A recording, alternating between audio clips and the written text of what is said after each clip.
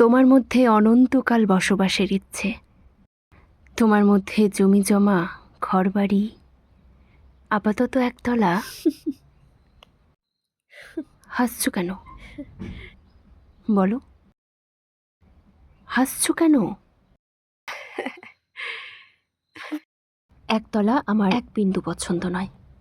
সকাল সন্ধ্যে চাঁদের সাথে গপ্পগুজব হবে, তেমন উঁচু না হলে আবার বাড়ি নাকি? আচ্ছা, তাই হবে। চাঁদের গা ছুঁয়ে বাড়ি, রহস্য উপন্যাসের মতো ঘোরানো পেঁচানো সিঁড়ি, বাঁকে বাঁকে সোনালি সাজানো স্বপ্ন দৃশ্য, সিং সমেত মায়া হরিণের মুন্ডু। হাসছো কেন? বলো, হাসছো কেন? কাটা হরিণ দেয়ালে ঝুলবে, অসহ্য। হরিণ থাকবে বনে, বন থাকবে আমাদের খাট পালঙ্কের চারধারে। খাট পালঙ্কের নিচে ছোট্ট একটি পাহাড়, পাহাড়ের পেট চিরে ঝর্ণা। আচ্ছা, তাই হবে।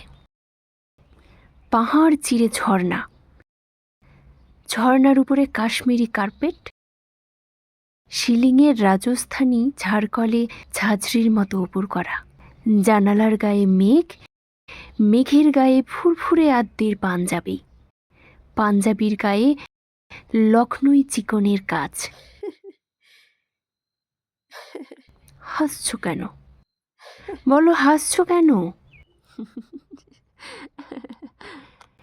মেঘ রোজ রোজ পাঞ্জাবি পরবে কেন? এক একদিন পরবে বালুচরি কিংবা খাটাওয়ের পাতলা প্রিন্ট, মাথায় বাগান খোপা, খোপায় হীরের প্রজাপতি। আচ্ছা, তাই হবে।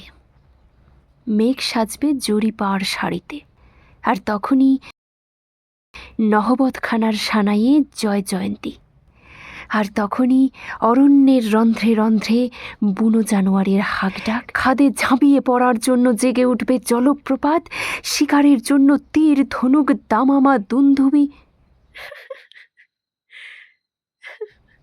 হাসছো কেন? বলো, হাসছো কেন?